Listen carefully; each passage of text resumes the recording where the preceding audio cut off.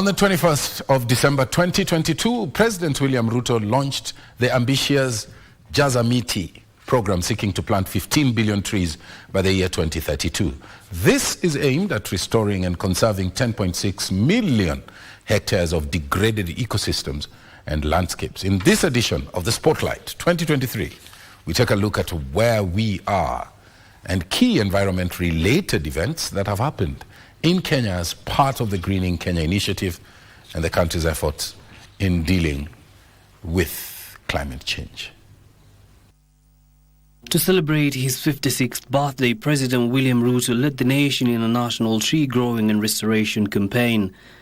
On this day, the head of state set out to plant 56 trees even as he rallied Kenyans behind the campaign to engage in growing trees across the nation, which is among key interventions Kenya is taking to combat the effects of climate change. We have all witnessed the viciousness with which climate change has unleashed various calamities on us. We are all affected by the effects of drought, flooding, unpredictable rainfall patterns, outbreak of diseases, and infestation of pests. Wazee wa nyumba 10, pahali mzee wa nyumba 10 yako anapanda miti 5. Yule village elder miti 10.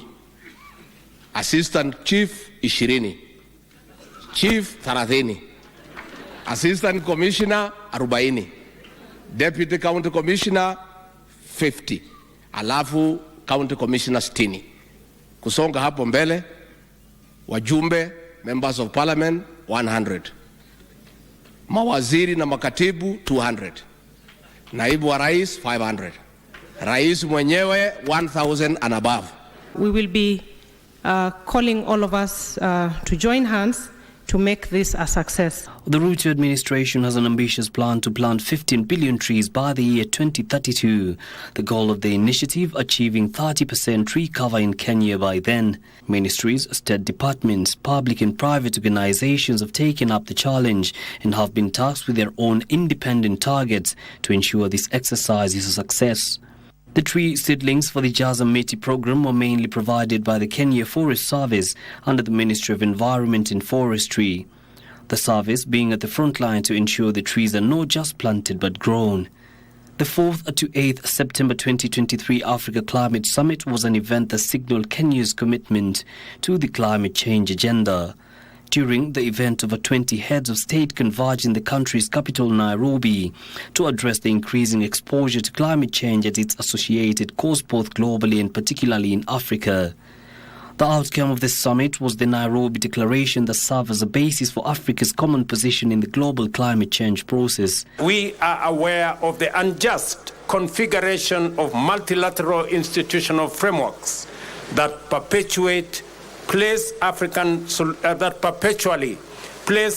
nations on the back foot through costly financing, which plunge our economies into debt trap and deny them resources needed to mitigate and adapt in response to climate change. The National Tree Growing and Restoration Campaign will receive a shot in the arm following the 11th October pass-out parade of over 2,500 Kenya Forest Service Rangers from the Forest Law Enforcement Academy at the National Youth Service Paramilitary Academy in Gilgil, Nakuru County. The event saw these rangers being posted to several forest stations to accelerate the agenda. The bottom-up economic transformation agenda commits us to implement the constitutional tree cover mandate together with the strategies to achieve mitigation, adaptation, and resilience in response to the impacts of climate change as part of a broader program to fulfill our commitment to reduce emissions by 32% by 2030.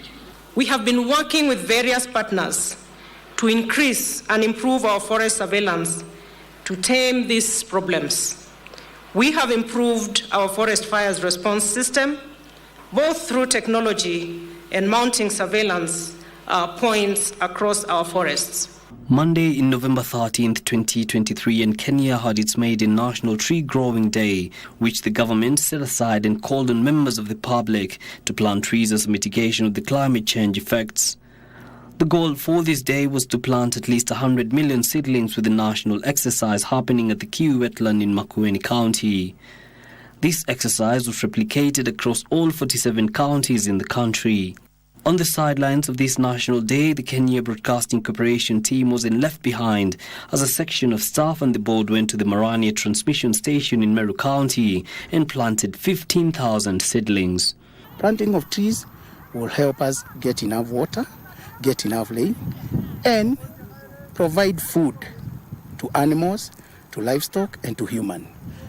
For a person like me, or maybe young people out there, we are calling on them to come out and plant more trees, not only for this day that is set as a National Tree Growing Day, but also anytime whenever you get a chance to plant a tree. Kama sisi tutaweza kuwa mstari wa kwanza kupanda miti, tutakuwa tunaweza kuyalinda mazingira, na pia katika vizazi vijazo tutaweza kuhimiza pia, na utapata kana kwamba hatupati madhara mengi kama ukosefu wa mvua kama vile ilivyokuwa imezohewa. I had to sit down with the Nairobi Region Forest Conservator Joyce Nduku, and she explains the shift from tree planting to tree growing has had a positive impact on the growing and restoration campaign. But you need to weed, you need also to water them, make mechanism of watering in case the rains are not sufficient. You also need to protection against human interferences, protection against fires, protection against livestock, protection against diseases and pests, and protection against anything that can be detrimental to the seedling. She, however, insists that there needs to be proper sensitization on which seedlings are best suited for particular ecological areas to ensure a 100% success rate in the agenda to have 15 billion tree seedlings planting target. As that is arid and semi-arid lands, you need to make a bigger hole so that it acts as a catchment. You know, the rains are very scarce. So once it rains, maybe per week, some water will collect into that hole and can sustain that seedling for maybe a week or so. Some people can plant very, very, very short or very young seedling, like the size of your pen. That's too small. Okay. So you need like a tree that is around 3 feet high. So all those choices and all that is actually growing. Community forest associations continue to play a pivotal role in ensuring forests are properly cared for, while at the same time complementing the work done by the Kenya Forest Service rangers countrywide. We have some of them who have raised seedlings. We've trained them on how to raise seedlings. So we are directing those people to such communities so that they can buy from them. And then it's also a way of improving their income and uplifting them as a community.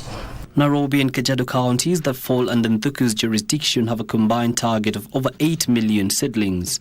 How well have the two counties performed? For Kajiado, we were supposed to do 62 million, as I've said, but now we are at 12 million. But the plan is still ongoing.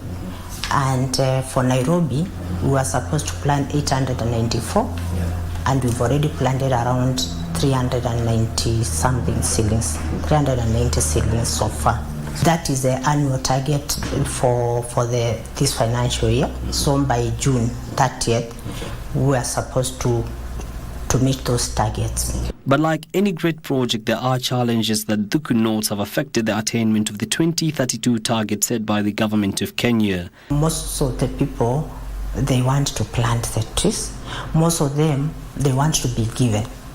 The demand is too high, so it's not very easy to give for free for everybody who wants to plant. Grazing in gazetted forests is not allowed. That's a message that I want everybody to get. They will destroy the already planted seedlings, and even the ones that are existing.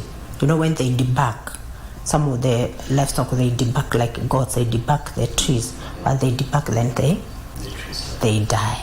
So during the dry season, you find fires break out and they destroy chunks of forest.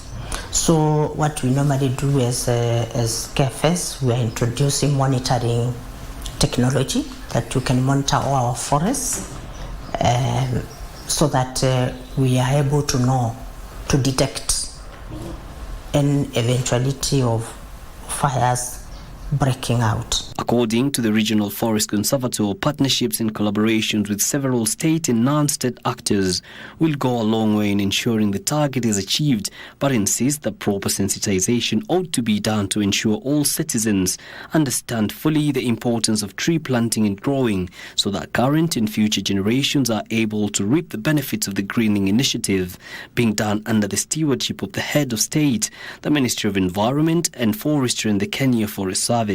To the rangers helping in protecting and conserving the country's natural resources, Ndhuku has this to say.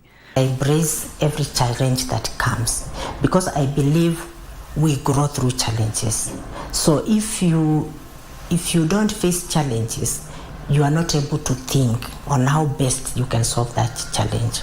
And to Kenyans, that target is for all of us. It's not for the Kenya Forest Service, it's for all of us. So during the season or off season, if you have water, I would encourage you to plant at least 30 trees. If you do 30 trees every year, you are contributing to the 30% by 2032. Yusuf Farr reporting for the Spotlight 2023.